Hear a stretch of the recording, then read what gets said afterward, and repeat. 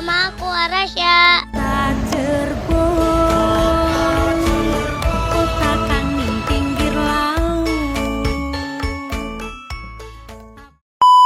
Hai guys, hari ini aku mau belajar sejarah tentang Gua Sunyaragi yang ada di Cirebon. Katanya gua ini udah lama banget loh dibikinnya. Wow. Yuk ikutin aku ke sana. Karena udah gak sabar, aku mau lari ah.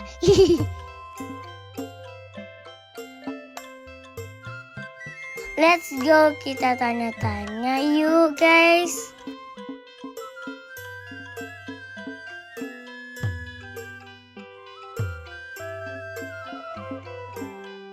Waalaikumsalam. Selamat datang Ibu, Bapak, Mas semuanya yang sudah berkunjung ke Gua Sunyaragi. Izinkan saya memperkenalkan diri. Nama saya Kelvin Saputra. Saya selaku pemandu wisata di sini yang nantinya akan menjelaskan sekaligus mengajak berkeliling di Taman Sari Gua Sunyaragi.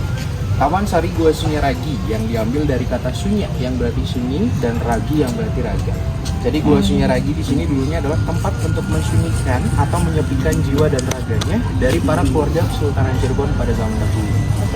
Gua Sunyaragi ini dibangun dari tahun 1596 sampai tahun 1788 oleh keturunan dari Sunan Gunung Jati yang bernama Pangeran Mas Zainul Arifin.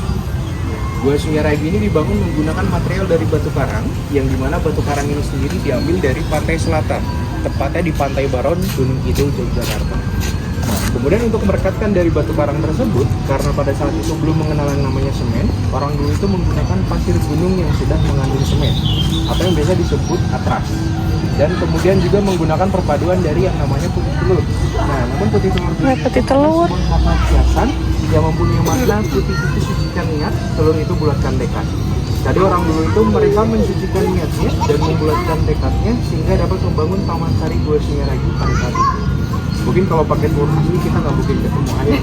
Telurnya udah habis semua bikin Gua Sunyaragi. Betul. Nah, kemudian luas dari Gua Sunyaragi ini sendiri kurang lebih 3 hektar untuk area keseluruhannya, dan untuk area daripada situsnya itu sendiri yang nanti akan kita kelilingi itu hanya seluas 1,8 hektar. Di Gua Sunyaragi tidak ada larangan apapun, hanya saja Gua Sunyaragi memiliki mitos yang berkembang di lingkungan sekitar sini, yaitu ada yang namanya patung perawan Sunti. Yang dimana patung perawan Sunti ini adalah patung seorang gadis atau perawan yang tidak menikah atau tidak mendapatkan jodoh hingga akhir hayatnya. Mitosnya ini sendiri, apabila patung tersebut disentuh atau dipegang oleh seorang gadis atau perawan, dia tidak akan mendapatkan jodoh atau tidak akan menikah. Tapi itu balik lagi kepercayaan kita masing-masing. Teh, jangan dipegang ya teh. Zaman dahulu seperti itu, atau sebuah mitos pada saat itu. Cewek doang kan, cowok nggak apa-apa. Cewek doang, bukan perawan Sunti, bukan penjaga Sunti. Nah, Baiklah. tepat di depan kita ini ada sebuah gedung dinamakan dengan Gedung Pesanggerahan. Gedung Pesanggerahan ini dibangun pada tahun 1848 oleh Ibunda Ratu Adima yang memiliki fungsi tempat untuk persinggahan atau peristirahatan dari para keluarga.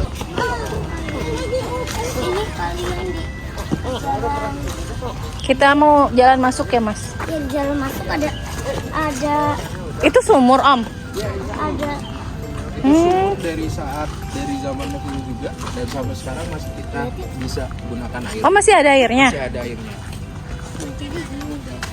Coba kita lihat. Gak kelihatan kalau di kamera ya? Hati-hati. Ya yuk sudah. Gak ada embernya. Ada airnya di bawah. Oh.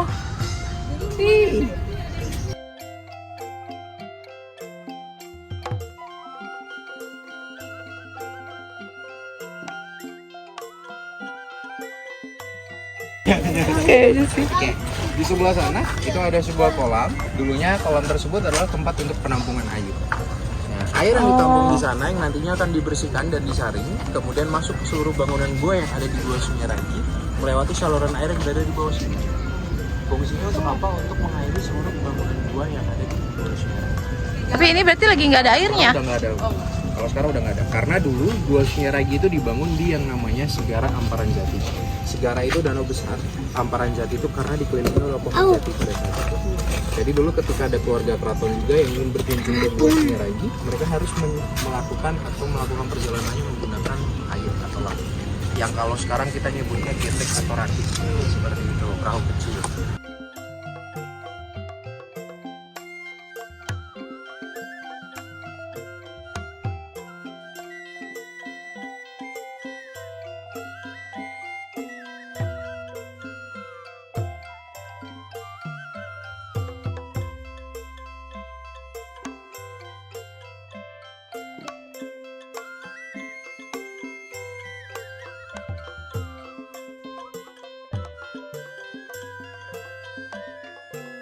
Bukan tempat untuk memasak, melainkan tempat untuk menyimpan makanan untuk para keluarga kesultanan yang sedang bersinggah di Taman Sari Gua Sunyaragi.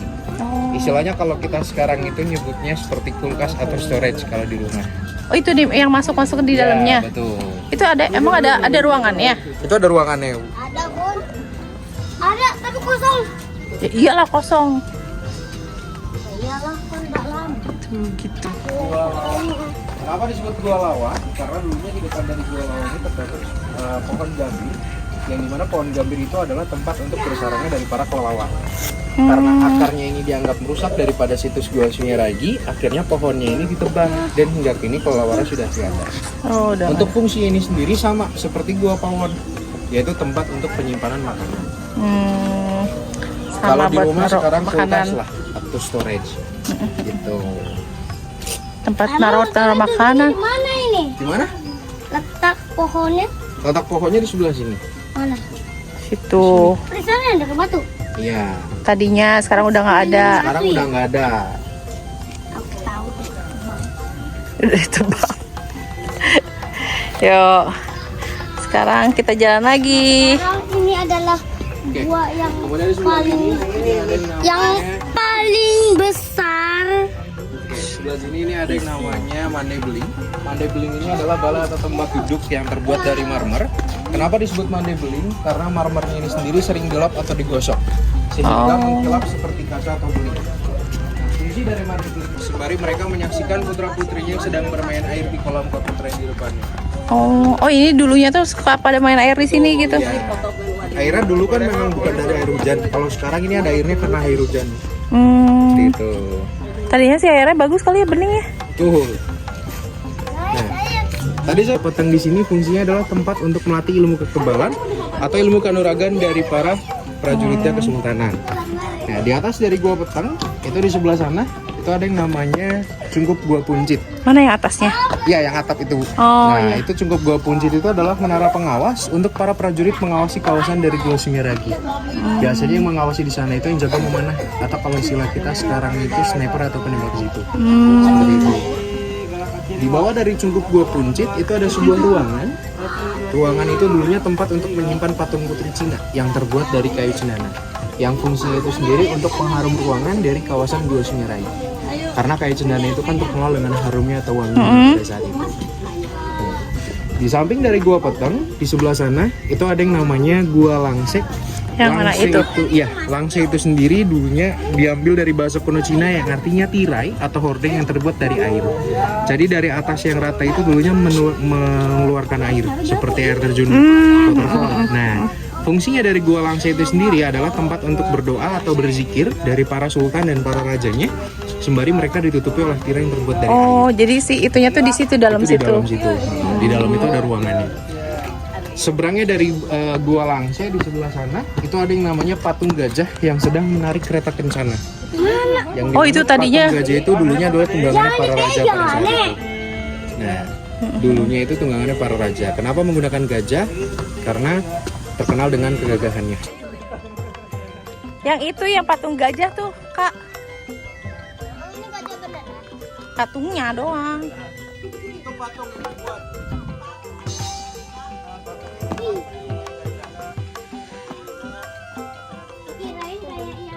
Yuk, pegang ke omnya.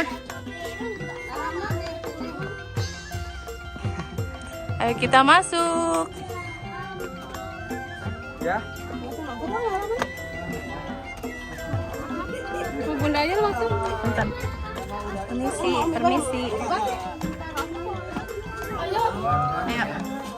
Pelan-pelan, pelan-pelan.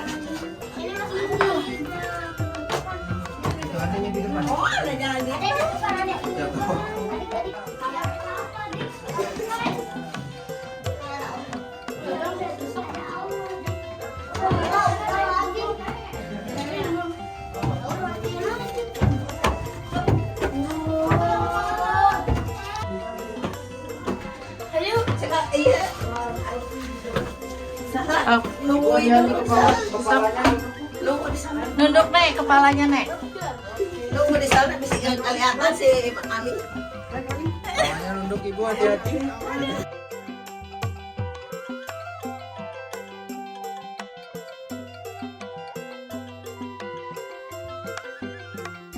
Tadi kita masuk ke dalam gua petang. Nah, Oh, itu gua petang. Kenapa tadi ketika kita masuk kita harus menunduk? Itu adalah bentuk kita menghormati orang yang lebih tua. Oh. Jadi ketika kita masuk dan keluar dari dalam gua itu kita harus menunduk. Nah, kenapa tadi ketika kita di dalam kita merasakan yang namanya sempit?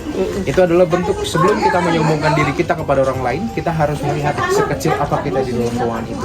Jadi intinya itu kita harus saling menghargai satu sama lain, kita tidak boleh sombong.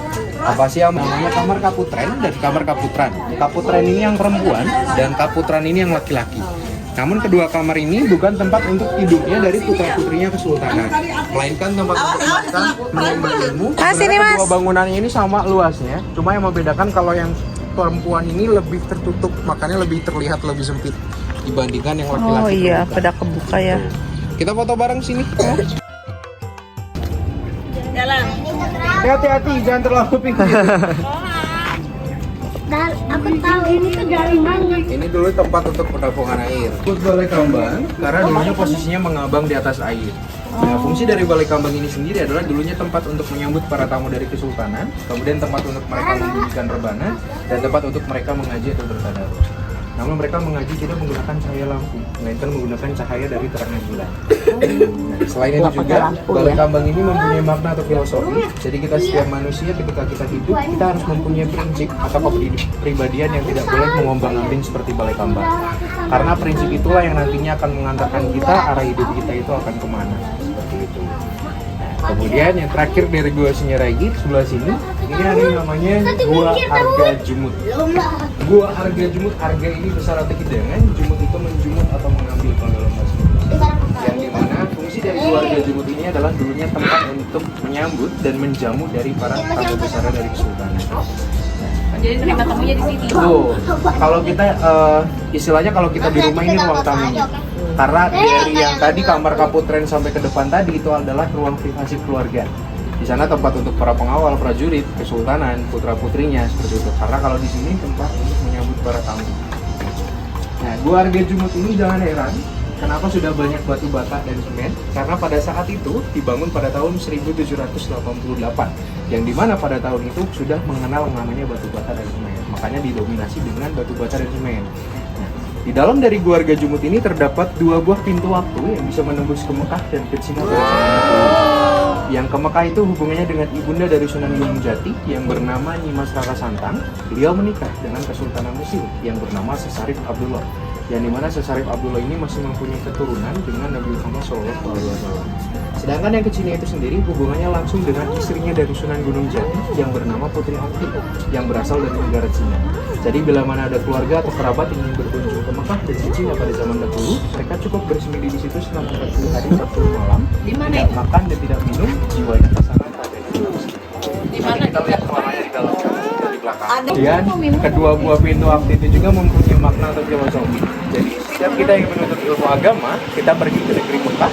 Dan ketika kita yang menuntut ilmu dunia, kita pergi ke negeri Cina. Karena ada pepatah mengatakan tuntutlah ilmu sampai ke negeri Cina. Seperti itu kurang lebih filosofi. Oh, mirip barongsai.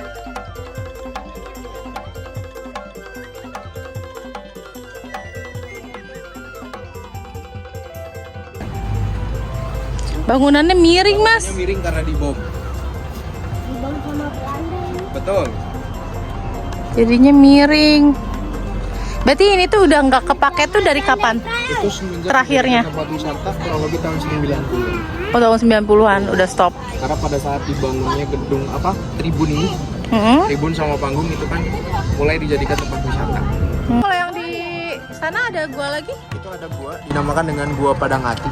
Padang itu terang, Ati itu hati. Jadi Gua Padang Ati itu tempat untuk menenangkan hati atau menenangkan hati dari para keluarga kesultanan apabila mereka sedang gelisah. Atau kalau kita sekarang nyebutnya lagi galau gitu. Kalau lagi galau ya. Hatinya di Gua Padang Ati. Oh. Gitu.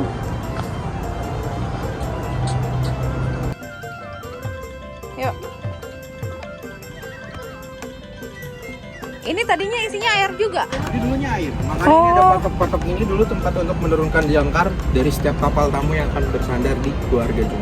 Oh, jadi yang dari laut lepas langsung ke sini gitu Tuh, dulunya iya. sih. Karena dulu kan ini bukan lagi jalanan atau seperti ini, melainkan langsung laut lepas di sini. Iya, iya. Makanya ini ada patok-patok ini.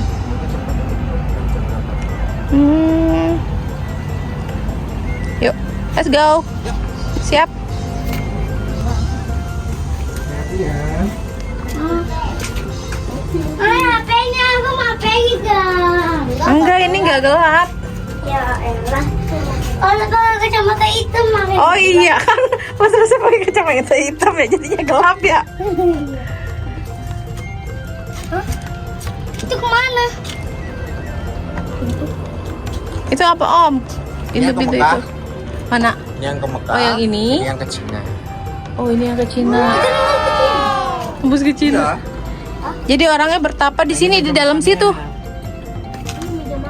Oh ini yang ke Mekah ke sini. Jadi meja makan ini untuk mereka mengambil makanannya. Setelah mengambil mereka akan masuk ke ruangan itu untuk bermusyawarah sekaligus makan di sana. Oh tempat makannya di sini. Ya, tempat makannya di sini. Tempat makannya di sini katanya Kak. Udah selesai. Tas dulu. Thank you Om. Guys, sampai sini dulu ya penjelasan. Tentang Gua Sunyaragi. Ya. Sampai bertemu lagi. Sampai bertemu lagi di channel Arasha berikutnya yang terbaru. Jangan lupa. Dan jangan lupa subscribe, like, comment, dan share. Oke. Sampai jumpa lagi.